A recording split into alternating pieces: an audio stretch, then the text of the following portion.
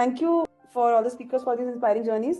Now let's move from stories to conversations, and I would like to invite Zenia to take over and moderate the panel session. Zenia, over to you. Thank you so much, Anjali. Thank you for accepting our invitations. Just the introduction part itself speaks a lot about the journey and what we are trying to convey through Hustle and Heels. My first question would be for Nila.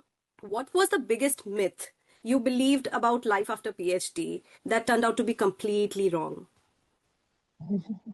Actually, the biggest myth, as you have rightly said, which means that I had a lot of myths and everything shattered a lot. My myth, which I had, was that, okay, if I become an assistant professor, my work time will be at least scheduled. If not 9 to 5, maybe 8 to 6 or 8 to 7. No, that is not the way. To say like an experience today, even today is officially a holiday, but we had to conduct a hackathon, which is a 12-hour hackathon. I went in the 7 a.m. in the morning and I just came back and I joined here. So yeah, that's the biggest myth. Thank you. Yes, moving forward to Aditi. Aditi, what influenced your decision to choose editorial industry over the traditional postdoc route? Thanks, Zenia. I think I was quite intentional about what I wanted to do after my PhD. Throughout my PhD, it wasn't that I started thinking about it only towards the end. I was always on the lookout for people I could speak to, be it guest speakers who are coming to campus or people I meet at the conferences. And that way, just learning about different career paths. So I would say by the end of, say, fourth year of my PhD, I had narrowed down some options. Basically, I had a fair idea of what I didn't want to do, maybe if not a clear idea of what I really, really want to do. And then I was made aware of an opportunity in editorial side of things, which aligned with my interest. The job description was super exciting. It also matched with the educational training I had done. And the biggest advantage for me was that the location was also exactly at my hometown. So there I had this compelling job offer and a choice to do postdoc. So I asked myself, what is that I'm looking for in a postdoc? So I thought maybe I'm open to going for this career option. And I was also ready to take the, as you called, risk. If things don't work out, I can always pivot back and reconsider my choices. But I would say it's good to be intentional about it and not start thinking when you've submitted your PhD thesis. I think it needs time and due diligence to find out what are your career options. Thank you, Aditi. So my next question for Purva is that what moment made you realize that the current path that you're following now is the right one for you? So I absolutely love your question, Zinia, and of course your enthusiasm. As you know, a little bit I would differ. I'm not even sure this is the right path because I'm still creating my path. I know you agree to that too. But along the way, I go by 3 I's, which is intentionality, just like Aditi mentioned, intentionality, the impact I want to create, and how innovative or how I can bring in innovative thinking to what I want to do. So again, intentionality changes. When I was in my 20s, I was super passionate about science and research. I went into master's and PhD, but then along the way, somewhere the impact, having a kid, foreign land, and the environment I was in. And then I knew I wanted to do something more and I knew I wanted to impact. So I went the MBA route. But again, degree does not create a career. What creates a career is your passion. So that was another. And I started to look what I'm interested in. So I'm always interested in the leadership side of things, innovation side of things. So how can I, went into my MBA program, which was 2 hours of further out from where I am. It was in Delaware. So again, I did not approach the MBA in a certain way. I always like to think outside the box, as I said. So I created a path in my MBA, taking some independent studies. I initiated a conference at the business school, which was first of its kind and which got me short outs. But what actually made me different is realizing who I am and why I'm here, being comfortable in my own skin and being confident. So there was a time when I was doing this MBA, my daughter was 2 years old. I was leaving her behind for one night every week, traveling to Delaware, taking MBA classes, taking other classes, come back. I was also volunteering for Association for Women in Science.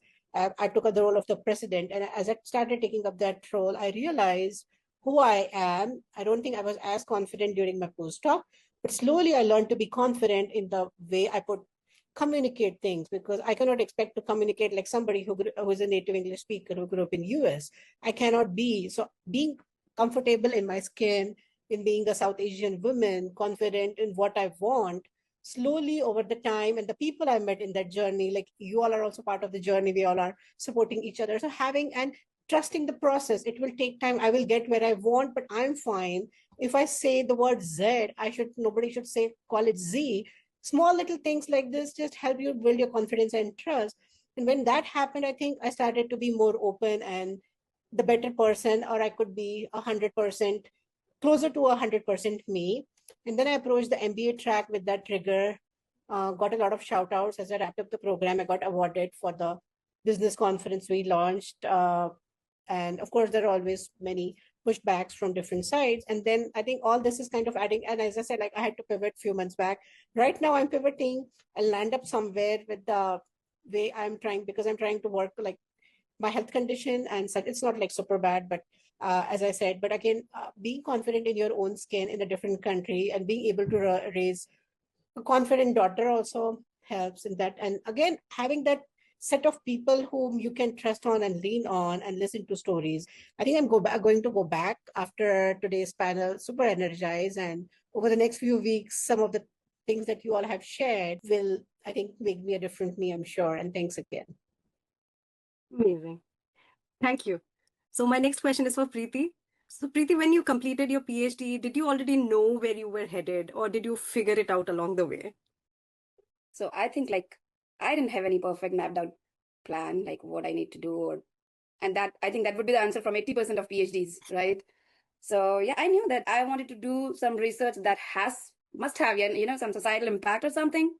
But yeah, I didn't knew that my journey would start from environmental remediation to wearable sensors across 3 different countries. No, not at all. And by keeping myself open to the opportunities and asking questions to myself and now to AI as well, that is highly required in nowadays, right? I figured it out along the way, like how I need to go, where I need to go. And I believe the solutions we made as a scientist, as a researcher, they always come through your life, like life experiences. Like personally for me, yes, because like whatever I feel like, I applied, I got sanctioned. And during my another phase of research, I inspired by my personal story, did that work, now taking along that work. But yeah, and still, I don't know what I will be in next 5 years or 10 years. I don't know. Like, I believe, what should I say? Like, if you go further, of course you plan like how you go, what you want to do. But planning always come with some internal challenges. But what matter the most, like how you are allowing those challenges or uncertainties to limit you, or you can expand with them. Thank you. All of you have shared such important insights about not just career, I feel, but important aspects of our life. The points that or the ideas that you are sharing right now, it's not just about how we walk through our career or what career paths we choose, but rather how we walk the path of our life and how all our decisions make us intentional, make us impactful, and we grow along the way. And that's right. I know we don't know whether we are on the right path. We are just exploring on the way.